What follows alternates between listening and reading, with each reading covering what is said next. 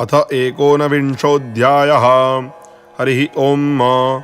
स्वाद्विन्त्वा स्वादुनातिव्रान्तिव्रेणामृताममृतेन मधुमतीं मधुमता सृजामि सग्गुसोमेन। सोमोऽश्विभ्यां पच्यस्व सरस्वत्यै पच्यस्वेन्द्राय सुत्राम्णे पच्यस्व परीतो खिञ्चता सुतग्गु सोमो ज उत्तमग्गु हविः। दधन्वाजो नर्जो अप्स्वन्तरा सुखाव सोममद्रिभिः। वायोः पूतः पवित्रेण प्रत्यांक् सोमो अतिद्रुतः। इन्द्रस्य जुज्यः सखा वायोः पूतः पवित्रेण प्राङ्क् सोमो अतिद्रुतः। इन्द्रस्य जुज्यः सखा पुनातिते परिसृतग्गु सोमग्गु सूर्यस्य दुहिता। भारेण शश्वतादना ब्रह्मक्षत्रं पवते तेज इन्द्रियग्गु सूरया सोमः सुत आसुतो मदाय। शुक्रेण देवदेवताः पिप्रेग्धिरसेनान्नं यजमानाय देहि। कुविदङ्गजवमन्तो जवञ्चिद्यधादन्त्यनुपूर्वं वियूय। इहे हैखं कृणुहि भोजनानि जे बर्हिखो नम उक्तिं जजन्ति। उपयाम गृहीतोऽस्यश्विभ्यां त्वा सरस्वत्यै त्वेन्द्राय त्वा सुत्राम्ण एकदे जोनिस्तेजसे त्वाभिर्जाय त्वा बलाय त्वा। नानाहि वान्देवहितग्गु सदस्कृतं मा सग्गु श्रीक्षाधं परमेव्योमन्न। सुरात्वमसि क्ष्मिणी सोम एकमामाहिगुसीः स्वाञ्जोनिमा विशन्ति। उपयाम गृहीतोऽस्याश्विनं तेजः सारस्वतं भिर्जमैन्द्रं बलम्। एकतेजो निर्मोदाय त्वानन्दाय त्वामहसे त्वा। तेजोऽसि तेजोमयि देहि वीर्यमसि वीर्यं मयि देहि बलमसि बलं मयि तेजोजोऽस्योजो मयि देहि मन्युरसि मन्युं मयि देहि सहोऽसि सहो मयि देहि। जाव्यग्रं विघूचिको भौभ्रेकं च रक्षति।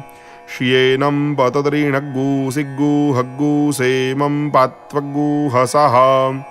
जदापि पेखमातरं पुत्रः प्रमुदितोदयन्न। एतत्तदग्ने अनृणो भवाम्यहतौ पितरौ मया। संवृतस्थसम्मा भद्रेण प्रेङ्क्तविपरेचस्तविमा पाप्मना प्रेङ्क्तो। देवा जज्ञमतन्वत भेखजं विखजाश्विना। वाचा सरस्वती भिखगिन्द्रायेन्द्रियाणि दधतः। दीक्षायैरूपग्गुषः पाणिप्रायणी यस्य तोक्मानि। क्रयस्य रूपग्गु सोमस्य लाजाः सोमाग्गुशवो मधु। आदित्यरूपं मासरं महावीरस्य नग्नहुः। रूपमुपसदामे तत्तिस्रो रात्रिः सुरासुता।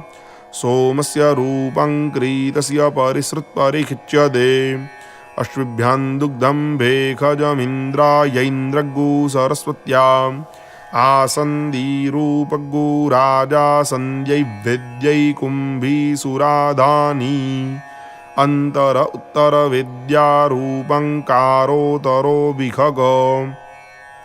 वेद्यावेदिः समाप्यते बर्हिखा बर्हिरिन्द्रियम्। जूपेन जूप आप्यते प्रणीतो अग्निरग्निना। हविर्दानं जदश्विनाग्निद्रं जत्सरस्वती। इन्द्रायैन्द्रग्गु सदस्कृतं पत्नीशालङ्गारेह पत्यः। प्रैखेभिः प्रैखानाप्नोत्यप्रीभिराप्रीर्जद्दस्य। प्रयाजेभिरनुयाजन्वखट्कारेभिराहुतिः। पशुभिः पशूनाप्नोति पुरोडाशैरेह विगुख्या।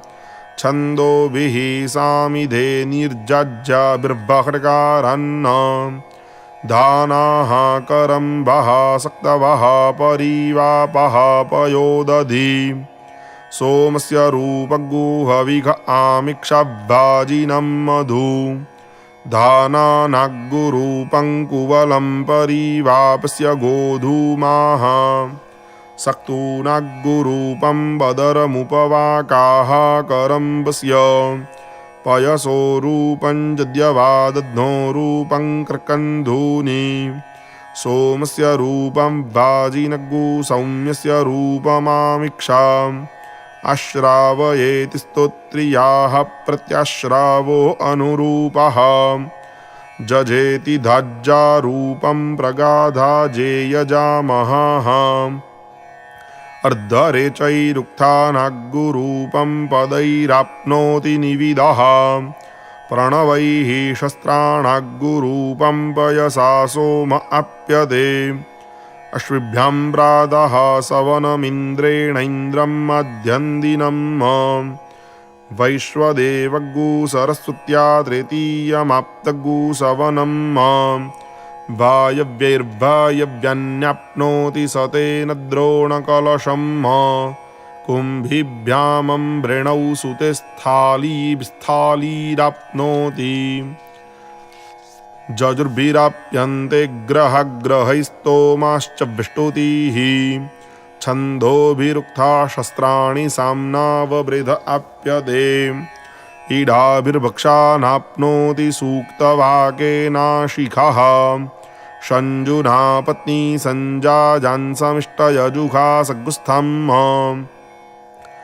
व्रतेन दीक्षामाप्नोति दीक्षयाप्नोति दक्षिणम् दक्षिणा श्रद्धामाप्नोति श्रद्धया सत्यमाप्यते एतावद्रूपं यज्ञस्य यद्देवैर्ब्रह्मणा कृतं तदेतत्सर्वमाप्नोति यज्ञे सौत्रामणिसुते सुरावन्तं बर्हिः खदग्गु सुवीरं यज्ञग्गु हिन्वन्ति महिषा नमोभिः दधानाः सोमं दिवि देवता सुमदेमेन्द्रं यजमानाः स्वर्काः जस्ते रसः संवृत ओखधीषु सोमस्य शुक्मः सुरया सुतस्य तेन जिन्व यजमानं मदेन सरस्वतीमश्विनाविन्द्रमग्निं जमश्विनानमुचेरासुरादधि सरस्वत्य सुनोदिन्द्रियाय इमन्तग्गु शुक्रं मधुमन्तमिन्दुग्गु सोमग्गु राजानमिह भक्षयामि जदत्र रिक्तग्गु रसिनः सुतस्य जदिन्द्रो अपि वृच्छचिभिः अहं तदस्य मनसा शिवेन सोमग्गु राजानमिह भक्षयामि पितृभ्यः स्वधायिभ्यः स्वधा नमः पितामहेभ्यः स्वधायिभ्यः स्वधा नमः प्रपितामहेभ्यः स्वधायिभ्यः स्वधा नमः अक्षन् पितरो मीमदन्तपितरोति त्रिपन्तपितरः पितरः शुन्दध्वं पुनन्तु मा पितरः सौम्यासः पुनन्तु मा पितामहाः पुनन्तु प्रपितामहाः पवित्रेण शतायुषा पुनन्तु मा पितामहाः पुनन्तु प्रपितामहाः पवित्रेण शतायुषा विश्वमायुर्विष्णवै अग्न आयुगुहि पवस आसुवोर्जमि खञ्चनः आरे बाधस्वदुच्छुनाम् पुनन्तु मा देवजनाः पुनन्तु मनसा धियः पुनन्तु विश्वाभूतानि जातवेदः पुनीहि मां पवित्रेण पुनीहि मा शुक्रेण देवदीद्यत अग्ने कृत्वा क्रतुम्रनु जत्ते पवित्रमर्चिक्यग्नेभिः तदमन्तरा ब्रह्मतेन पुनातु मां पवमानः सो अद्य नः पवित्रेण विचरेखणिः जहापोतास पुनातु माम् उभाभ्यां देव सवितः पवित्रेण सवेन च मां पुनीः विश्वतः वैश्वदेवी पुनति देव्या गाद्यस्यामिमा भव्यस्तन्वो वीतपृष्ठाः तया मदन्तः सधमादेकुव्यग्स्यामपतयोरयीणाम् जे समानाः समनसः पितरो जमराज्ये ते खंलोकाः स्वधानमो जज्ञो देवे खुकल्पदाम् जे समानाः समनसो जीवा जीवे खुमामकाः ते खाग्गुश्रीर्मयि कल्पतामस्मिल्लोके शतग्गुसमाः द्वे सृति अश्रेणवं पितॄणामहं देवानामुतमर्त्यानाम् ताभ्यामिदं विश्वमेजत्समेति जदन्तरा पितरं मातरं च इदग्गुहविः प्रजननं मे अस्तु दशवीरग्गु सर्वगणग्गुसवस्तये आत्मसनि प्रजासनि पशुसनि लोकसन्यभयसनि अग्निः प्रजां बहुलां मे करोत्वन्नं पयोरेतो अस्मासु दत्त उदीरतामवर उत्तरास उन्मध्यमाः पितरः सौम्यासः असुञ्ज ईयुरवृकारितद्नास्ते नो वन्तु पितरो हवेखु अंगिरसो नः पितरो न वग्वा अदर्भाणो भृगवः सौम्यासः तेखां भयग्गु सुमतौ जज्ञियानामपि भद्रे सौमनसे स्याम जेनः पूर्वे पितरः सौम्यासो नूहिरे सोमपीठं वसिष्ठाः ते बृजमः सग्गुरराणो हविगुक्षुषन्नुषद्भिः प्रतिकाममत्तु त्वग्गु सोम प्रचिकितो मनीखत्वग्गुरजिष्ठमनुने क्षिपन्धम् तव प्रणीति पितरो न इन्दो देवे खुरत्नमभजन्त धीराः त्वया हि नः पितरः सोमपूर्वे कर्माणि चक्रुः पवमानधीराः वन्वन्नवातः परिधिम्रपूर्णवीरेभिरश्वैर्मघवा भवानः त्वग्गु सोमपितृभिः संविधानो नुद्यावा पृथिवी आततन्ध तस्मै त इन्दो हविषाभिधेमभयग्स्यामपतयोरयीणाम् बर्हि खदः पितर उत्तर्भागिमावो हव्याचक्रेमा जुहद्वम् त आगतावसाशन्तमेनाधानः षञ्जोररपो आहं पितरेन् सुविदत्रां अवित्सिनपातं च विक्रमणं च विष्णोः बर्हि खदोजे स्वधयासु तस्य भजन्त पित्वस्त इहागमिष्ठाः उपहूताः पितरः सौम्यासो बर्हि खेखु निधिखुप्रियेखु त आगमन्तु त इह श्रुवन्त्वधिब्रुवन्तु देवन्त्वस्मन्न आयन्तु नः पितरः सौम्यासोऽग्निह्वात्ताः पतिभृद्देवयानैः अस्मिन् यज्ञे स्वदयामदन्तो दिब्रुवन्तु देवन्त्वस्मन्न अग्निह्वात्ताः पितर एह गच्छत सदः सदत सुप्रणीतयः अत्ताह विगुहि प्रयतानि बर्हिख्यधारयिगु सर्ववीरं दधातन जे अग्निघवात्ता जे अनग्निघवात्ता मध्ये दिवाः स्वधयामादयन्ते तेभ्यः स्वराडसुनीतिमेताञ्जधा वसन्तन्वङ्कल्पयाति अग्निघवात्ता नृतुमतो हवामहे नाराशग्गुसे सोमपीधञ्ज आशुः तेनो विप्रासः सुहवा भवन्द्वयग्स्यामपतयोरयीणाम्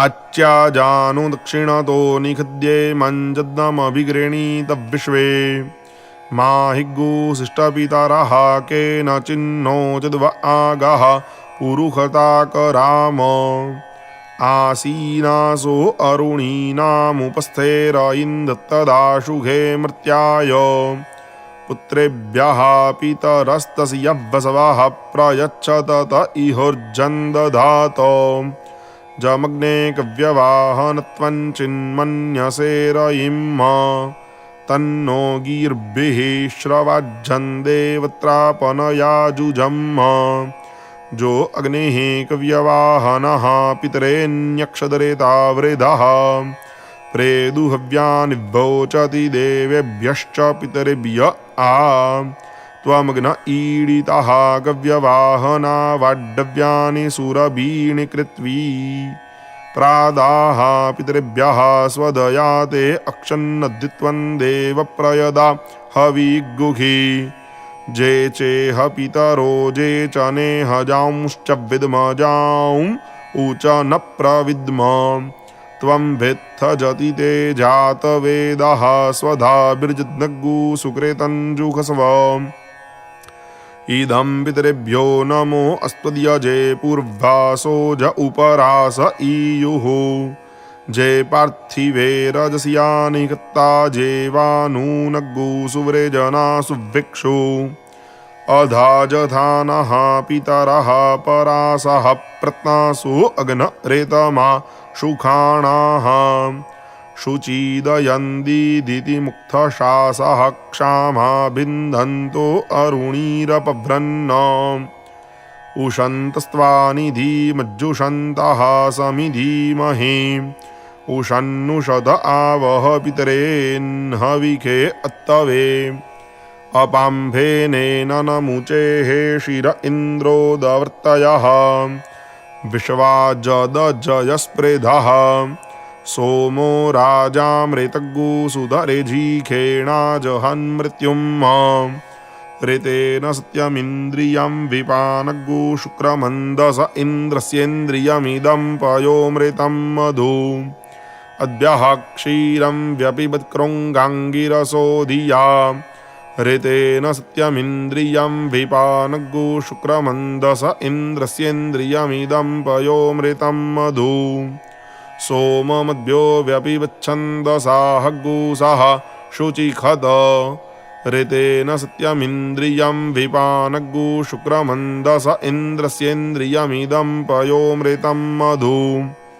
अन्नात् परिसृतो रसं ब्रह्मणा व्यपिबत्क्षत्रं वयः सोमं प्रजापतिः ऋतेन सत्यमिन्द्रियं विपानग्गु शुक्रमन्दस इन्द्रस्येन्द्रियमिदं पयोमृतं मधु रेतो मूत्रं विजहाति जोनिं प्रविशदिन्द्रियं गर्भोजरायुणावृत उल्बञ्जहाति जन्मना ऋतेन सत्यमिन्द्रियं विपानग्गु शुक्रमन्दस इन्द्रस्येन्द्रियमिदं पयोमृतं मधु दृष्ट्वा रूपे व्याकरोत् सत्यानृते प्रजापतिः अश्रद्धामनरेते दधाच्छ्रद्धग्गु सत्ये प्रजापतिः ऋतेन सत्यमिन्द्रियं विपानग्गु शुक्रमन्दस इन्द्रस्येन्द्रियमिदं पयोमृतं मधु वेदेन रूपे व्यपिबत्सुतासुतौ प्रजापतिः ऋतेन सत्यमिन्द्रियं विपानग्गु शुक्रमन्दस इन्द्रस्येन्द्रियमिदं पयोमृतं मधु दृष्ट्वा परिसृतो रसग्गु शुक्रेण शुक्रं व्यपिबत्पयः सोमं प्रजापतिः ऋतेन सत्यमिन्द्रियं विपानग्गु शुक्रमन्दस इन्द्रस्येन्द्रियमिदं पयोमृतं मधु शीसेन तन्त्रं मनसा मनीखिण ऊर्णा सूत्रेण कवयो भयन्ति अश्विना जज्ञग्गु सविता सरस्वतीन्द्रस्य रूपं वरुणो विखज्यन्न तदस्य रूपममृतग्गु शचीभिस्तिस्रो ददुर्देवताः सग्गुरराणाः लोमानिषःपैर्बहुधा न त्वक्मभिस्त्वगस्य माग्गुसमभवन्नलाजाः तदश्विना विखजा रुद्रवर्तनी सरस्वती वयति पेशो अन्तरम् अस्थिमज्जानं मासरैः कारोतरेण दधतो गवान्त्वचि सरस्वती मनसा पेशलं वसुना सत्याभ्यां भयति दर्शतं बभुः रसं परिसृता नरोहितन्नग्नहृद्धिरस्तसरन्नभ्येम पयसा शुक्रममृतं जनित्रग्गुसूरयामुत्रज्जनयन्तरेतः अपामतिं दुर्मतिं बाधमाना उवद्यं वातग्गुसब्वन्तदारात इन्द्रः सुत्रामहृदयेन सत्यं पुरोडाशेन सविता जजान जकृत्क्लोमानं वरुणो विखज्यन्मतस्ते वायव्यैर्नमिनाति पित्तम् आन्त्राणि स्थालिर्मधुपिन्वमाना गुदाः पात्राणि सुदुघानधेनुः श्येनस्य पत्रन्नप्लीहा शचीभिरा सन्दीनाभिरुदरन्नमाता कुम्भवनिष्ठुर्जनिता शचीभिर्जस्मिन्नग्रे जोन्याङ्गर्भो अन्तः प्लाशिर्व्यक्तः शतधार उत्सो दुहेन कुम्भी स्वधां पितृभ्यः मुखग्गु सदस्य शिर इत्सतेन जिह्वा पवित्रमश्विना संसरस्वती चप्पन्नपायुर्भिखगस्य भालो वस्तिर्न शेपो हरसातरस्वी अश्विभ्यां चक्षुरमृतं ग्रहाभ्यां चागेन तेजो हविखाश्रेतेन पक्ष्माणि गोधूमैः कुवलैरुतानि पेशो न शुक्रमसितं वसाते अविर्नमेखो न सिद्धिर्जाय प्राणस्य पन्था अमृतोग्रहाभ्यम् सरस्वत्युपवाकैर्व्यानन्नस्यानि बर्हिर्बदरैर्जजान इन्द्रस्य रूपं रेखभो बलाय कर्णाभ्यग्श्रोत्रममृतं ग्रहाभ्यम् जवान बर्हिर्भ्रुवि केसराणि कृकन्दुजज्ञे मधुसारगं मुखाद आत्मन्नुपस्थेन व्रेकस्य लोम मुखेश्मश्रूणि न व्याघ्रलोम केशान शीरेखन्यशसे श्रियै शिखासिग्गुहस्य लोमत्विहिरिन्द्रियाणि अङ्गान्यात्मन्विखजातदश्विनात्मानमङ्गैः समधात् सरस्वती इन्द्रस्य रूपग्गुशतमानमायुश्चन्द्रेण ज्योतिरमृतं दधानाः सरस्वती जोन्याङ्गर्भमन्दर्शविभ्यां पत्नी सुकृतं बिभर्ति अपाग्गुरसेन वरुणो न साम्निन्द्रग्श्रियै जनयन्नप्सुराजा तेजः पशूनाग्गुहविरिन्द्रियावत्परिसृता पयसा सारघं मधु अश्विभ्यां दुग्धं विखजा सरस्वत्या सुता सुताभ्याममृतः सोम इन्दुः हरिः ॐ क्षतरस्य योनिः।